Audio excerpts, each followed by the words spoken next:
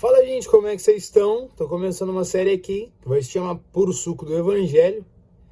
E aqui eu não vou falar nada, perdão, além do Evangelho.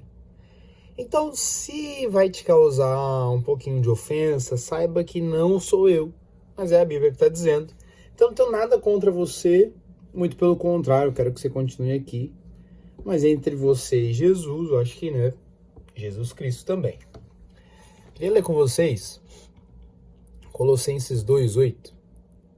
Tende cuidado para que ninguém vos faça presa sua por meio de filosofias e vãs sutilezas, segundo a tradição dos homens, segundo os rudimentos do mundo, e não segundo Cristo, porque nele habita corporalmente toda a plenitude da divindade.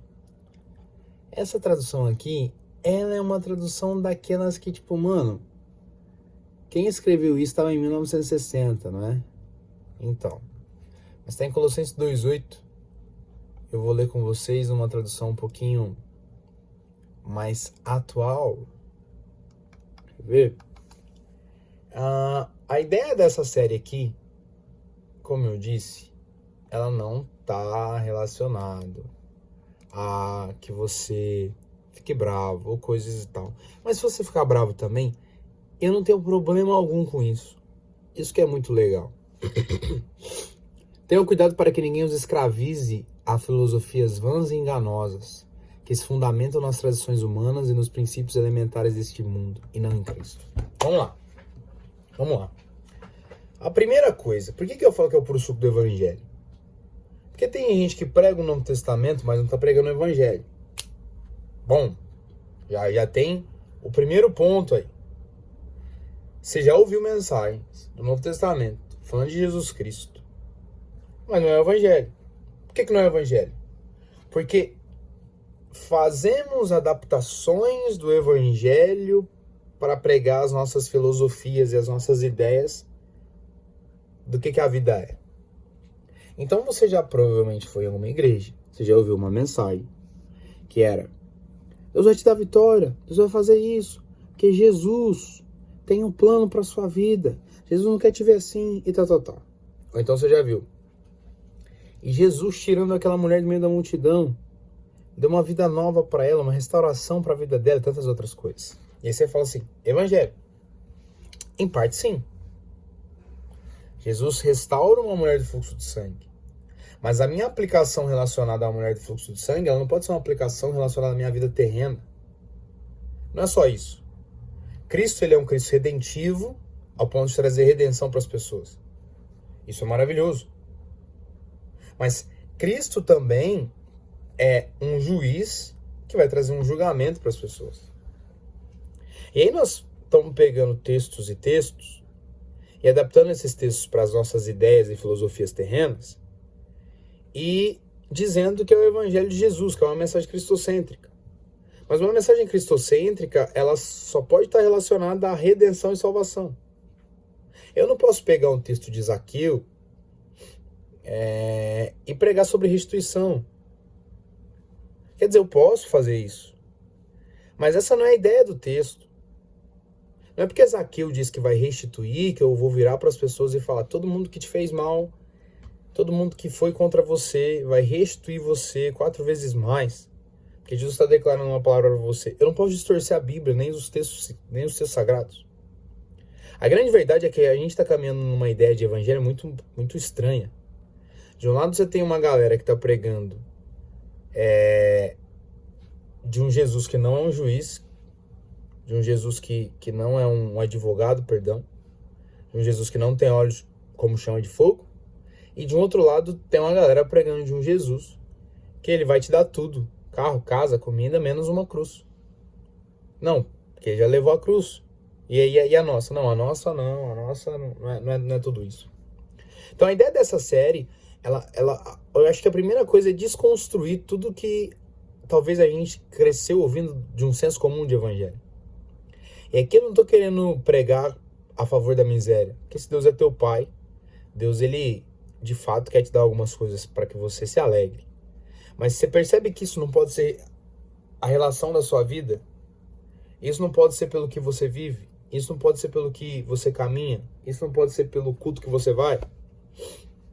A grande realidade hoje em dia é que nós chegamos na igreja num domingo, nós ouvimos uma mensagem como se ela fosse uma adrenalina nova, e ela diz para você continuar, para você caminhar, que vai, que é isso. Aí a gente passa uma semana com essa mensagem na cabeça, que vai acontecer e tudo mais, e volta no outro domingo, toma mais um pouquinho da mensagem e por aí vai. Nós, evangélicos do Brasil, muitos de nós, a maioria, nós não conseguimos viver, por vezes, sem ouvir uma mensagem de vitória. Que se você passar o deserto, no final tem a vitória. Se você romper isso, no final tem a vitória. E é muito estranho, porque Paulo está escrevendo que morrer para ele é lucro. Aí ele também escreve em outros textos que, irmãos, eu queria muito estar com Jesus, mas nesse momento é melhor que eu esteja com vocês, mas eu queria muito estar com Jesus. Então, de alguma forma, nós pegamos o evangelho, trituramos ele, colocamos ele em conta-gotas e nós estamos entregando para as pessoas, dizendo isso aqui é a mensagem do evangelho, porque a gente está pregando no Novo Testamento. Mas não é. A mensagem do evangelho está baseada no arrependimento e numa redenção através de Cristo. Então, se você não se arrependeu, você tem um destino, e esse destino é muito legal. Então, se você se arrependeu, caiu, pecou, tá tudo bem, desde que você se arrependa de fato, tome bril no rosto e siga. Só que, o que nós vemos? De um lado, é muito doido, de um lado, você tem uma galera pregando uma mensagem de autoajuda, de outro lado, você tem uma galera pregando liberalismo, de outro lado, você tem uma galera pregando o legalismo. E a gente é bobo, porque a gente não prega o evangelho. Então, de um lado, você tem alguém falando as mesmas frases, com a mesma voz, do mesmo jeito. Do outro lado, você tem alguém liberando tudo, porque, beleza, tá tudo liberado. E do outro lado, você tem gente que tá excluindo os outros da igreja por causa disso e daquilo. Por que essas pessoas fazem isso? Porque a gente não prega o evangelho. O puro suco do evangelho não é mais puro. O evangelho simples não é mais simples. Sequestraram a ideia, sequestraram a verdade que é o evangelho e transformaram essa verdade numa ideia. Então, Jesus veio na posição que esses pregam para te fazer passar, fazer com que você rompa e vença os seus problemas, que o seu gigante seja derrotado. Mas na hora que você começa a compreender de fato o evangelho, você precisa entender que esses problemas que estão acontecendo na sua vida é para remover de você um velho homem que não era removido.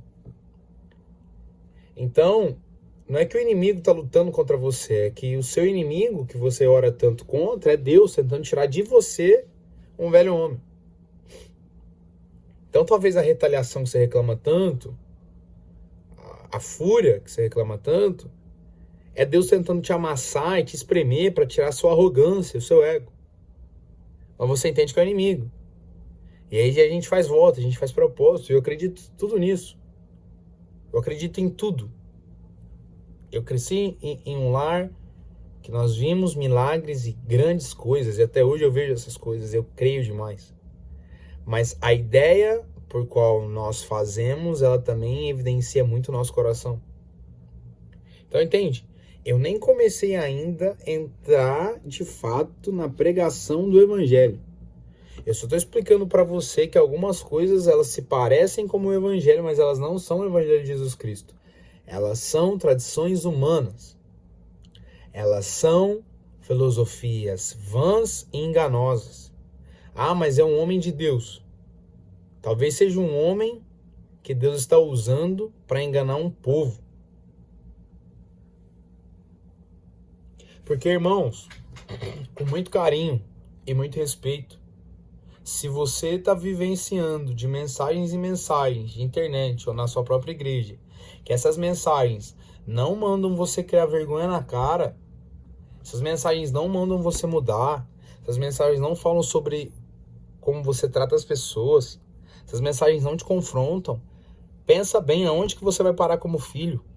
Se você tem filho e você cria o seu filho só dizendo sim, só falando que ele vai dar certo, que ele vai ser o melhor do mundo, que ele é o mais inteligente, onde o seu filho para? Se a gente for ver essa geração que é de filho único, uma geração muito parecida, ouvindo que eram os mais inteligentes, eram gênios na sala de aula, destacavam de todos, e quando chegaram para competir no mercado de trabalho, viram que eram iguais aos outros. O evangelho, ele é uma mensagem de boas novas porque ele tem uma redenção para mim e para você. O que seria de mim e você sem a graça de Jesus? E as outras coisas, as outras coisas, irmão, né? As outras coisas vão sendo acrescentadas. Não é sobre isso. As outras coisas, como questões terrenas, como questões físicas, como questões de cura, como questões de milagres, como questões de carro, de casa, de providência financeira, tudo isso, ele entra numa ideia também, numa verdade do evangelho. Claro que entra. Mas isso não é a prerrogativa principal do evangelho. A prerrogativa principal do evangelho é se arrependa, se arrependa, se arrependa, segue Jesus e se arrependa. Agora, enquanto nós, cada um de nós aqui, continuarmos evidenciando as nossas mensagens de autoajuda, nada vai acontecer. Vamos ser honestos. Você acha que te ajuda mais uma mensagem de autoajuda ou uma mensagem que está expondo seus problemas e falando onde você tem que corrigir? Qual que é a diferença que existe em uma mensagem assim, ó? Vamos lá. As pessoas pararam de caminhar com você. Talvez seja Deus te livrando dessas pessoas. As pessoas pararam de andar com você porque talvez seja Deus eliminando algumas pessoas da sua vida. Legal, né? Que delícia. E a diferença dessa mensagem aqui? As pessoas pararam de caminhar com você porque provavelmente você é um insuportável e muito chato. Você não percebe tanto que você é arrogante, o tanto que falta o evangelho de Jesus Cristo em você. E aqui não está relacionado que você diz verdades, está relacionado a que você diz verdades em tempos inoportunos. Que ninguém perguntou alguma coisa para você. Se as pessoas te acham chato, arrogante, ignorante, tantas outras coisas, talvez seja porque de fato você é. E é por isso que você não tem ninguém na sua vida. Você precisa mudar. Você precisa alcançar o Espírito Santo e que ele produza frutos em você através do fruto dele. Nossa, ninguém nunca me falou isso. Ai, meu Deus do céu. Pois é. E aí você faz gabinete, você faz atendimento, você faz um tanto de coisa, mas não muda. Enfim, esse é o primeiro episódio. Eu não tenho esboço, eu não tenho script. É só um texto, são só sentimentos. É o Elionai sendo Elionai. Quando eu prego, a maioria das vezes é assim. Eu tenho um pensamento, vou construindo ele durante a semana, durante o dia e posto. E prego, na verdade. Então esse aqui tá bem puro, ele vai cru assim mesmo. Cru quando eu falo. É a imagem desse jeito, o áudio desse jeito. Porque de fato eu quero trocar uma ideia contigo que tá do outro lado. Não dá mais pra gente viver uma vida em que... Sério. Não dá mais pra gente viver uma vida em que a gente queima na hora do louvor, mas não queima nas ruas. A gente pula, chacoalha, grita na hora do louvor, mas na rua, quando o Espírito diz para nós entregarmos uma palavra de conhecimento, a gente não entrega. Porque a gente acha que é normal. Nós estamos crescendo uma geração de muitos evangélicos que acham que é normal não fluir no dom de profecia. Não, tá tudo bem, porque a maior profecia é a palavra, não sei o que. E beleza, a maior profecia é a palavra, sempre vai ser.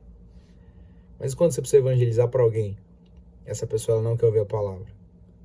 Mas se você tiver uma palavra de conhecimento, revelando uma situação que está acontecendo dentro da casa dela, vai quebrar totalmente ela para que o evangelho seja pregado.